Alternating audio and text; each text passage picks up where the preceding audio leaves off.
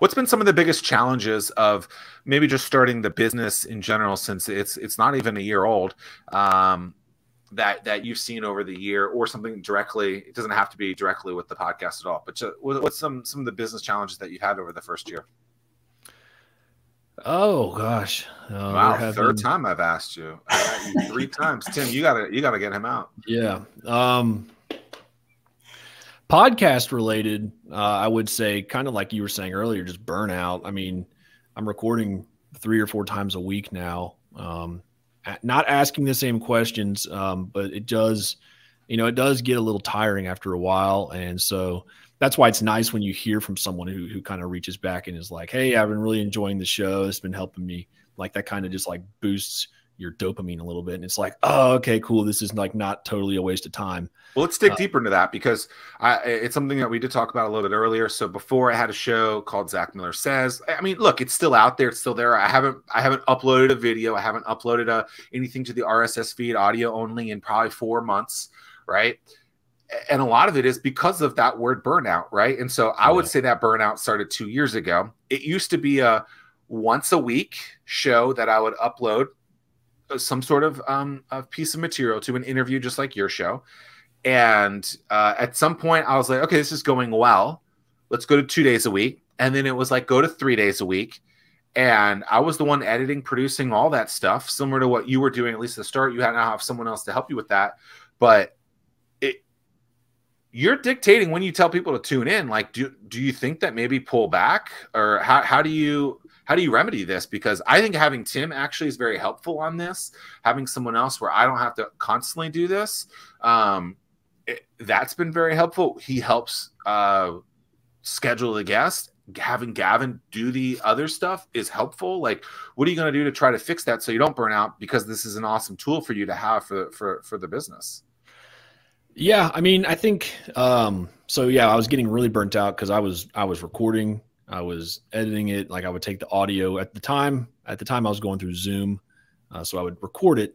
I would go on Zoom. I'd pull it from the cloud. I'd put it into GarageBand. I would edit all the ums and yeahs and likes out, because I say those words a lot and I refuse to get better at it. And I would edit those all out, and then I'd record a really cool intro, and I'd record a really cool outro that included a super specific call to action so that everybody would click on our link and sign up for service. But I got really burnt out of that. And so we just started talking about ways that we could make the process easier. That way the effort doesn't have to, increase, but it can rather decrease and still put out the same amount of stuff. So StreamYard, when we switched to StreamYard, it made it way easier, because then we're getting the video, the audio, plus the live content. And we could just download it straight from there, take that MP3, and then throw it straight up into the podcasting platform.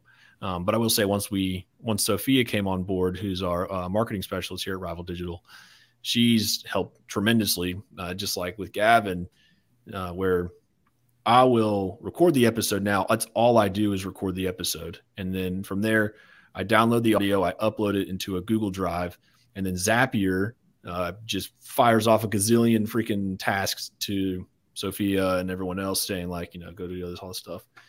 And then that's where the production happens of it. She'll take the audio and put the intro and the outros out, upload it, take the video, make clips, all that good stuff. So that's really the first way that we combated the burnout of it. So I feel like the next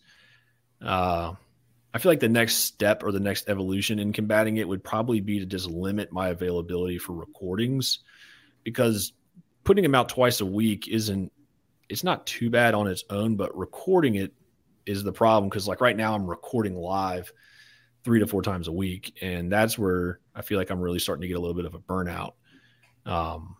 So I feel like, and that's just because I have Monday through Friday on my Calendly wide open for people to schedule.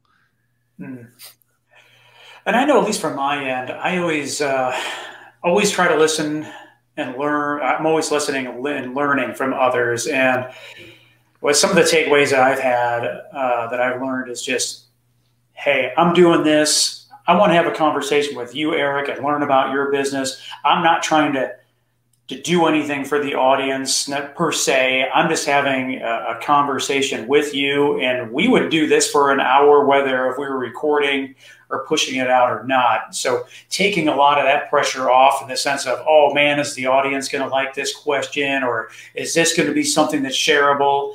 Yeah, so that, are they that gonna like helps my me. hair today? Right. They always like your hair. Who? Not yours, Eric. Tim's. He always has the best hair. I usually wear a hat. Dude, the pressure, man. You know what's interesting? So I heard you say the calendar open like that, just 9 to 5, Monday through Friday. That was one of my big fixes. Is I removed that. I said no, I can only record on Tuesdays, and it wasn't live at that point. It was only recording on Tuesdays. Obviously, the show is Thursday at 11. That's the only time we record. When someone says they can't do it, we say sorry, right? And now we're booked out for 2 months. Yeah, and that's the answer. Like, this is when we have to do this. We've told our guests this is a live show at Thursday at 11 a.m. This is when you're going to get it. And you have to, like, respect your calendar. And unless, like, look, I get it. There's outliers where you're going to be like, all right, I'm going to let this person come on for this reason because they're this guest and I really want them on. Yeah. Right? But for the overwhelming majority of the time, it's like respect your calendar and say, you know what? I can do these back-to-back live Tuesdays at 10 a.m., 11 a.m., and that's it. And you gotta respect that because, like I said before, what you don't want to happen is you find something that is sticking and working, and then you fall out of love with that thing and never want to do it and give it the attention that it needs to continue to do what it's been able to do for you so far. Yeah. Eric, do you have ads on your, I haven't listened to your podcast. Do you have ads on your podcast, or is this just strictly just a source for you to get clients? So no, we don't typically have ads. We do have one right now, however, for Service World Expo, mainly because they invited me to come to the event and record podcasts there. And so there was kind of an agreement where they're not paying us for the ad. But however, they've made it very enticing for us to come to the event. And so we're going to be there with a booth and everything. I'll be recording podcasts. We'll have a booth set up exhibiting. And so from now until September 21st, we do have a small ad before the show talking about Service World Expo 2021 from September 21st to the 24th in Louisville, Kentucky. And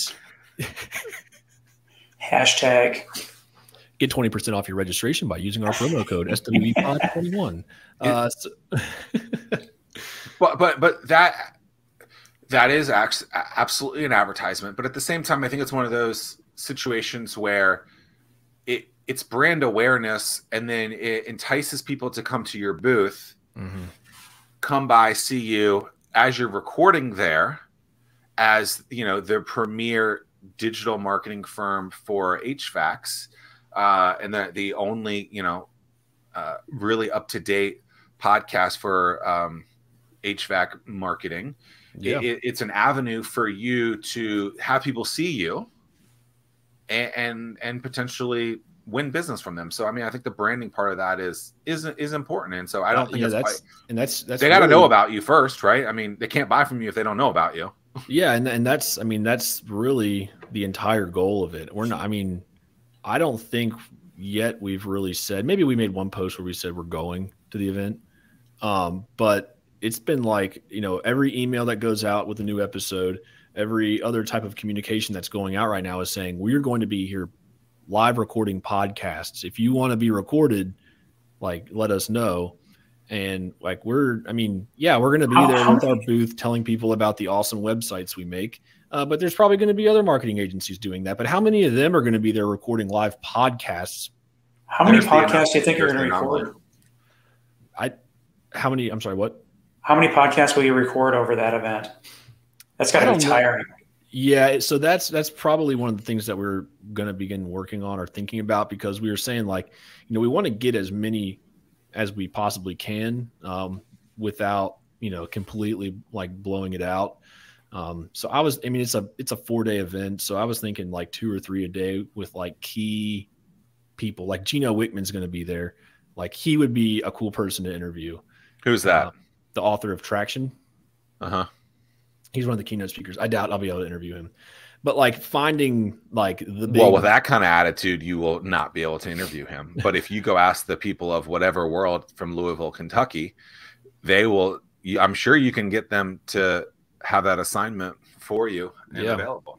I mean, yeah. So yeah, I would say like right now, we've been realistically dabbling between the thought of maybe doing 2 and 4 a day, because they are 8-hour events. 8 hours a day for 4 days, and so. Well, you got to think about too, if you do them during breakout sessions, or not breakout sessions, during like intermission, if you will, it's going to be loud. So you're going to have to do it when people aren't in the piece. There's some logistics that you're going to have to get through there. I've been directly involved within our entrepreneurial community for years. And the most common question I get is, Tim, I want to get involved, but I don't know what events I should attend. Well, StartWheel eliminates that pain point, because we consolidate all the events you should attend into a single calendar. Now you'll be in the know and see where to spend your time. Gone is the need to search multiple websites and calendars. Just head to startwheel.org and see for yourself. That's startwheel.org.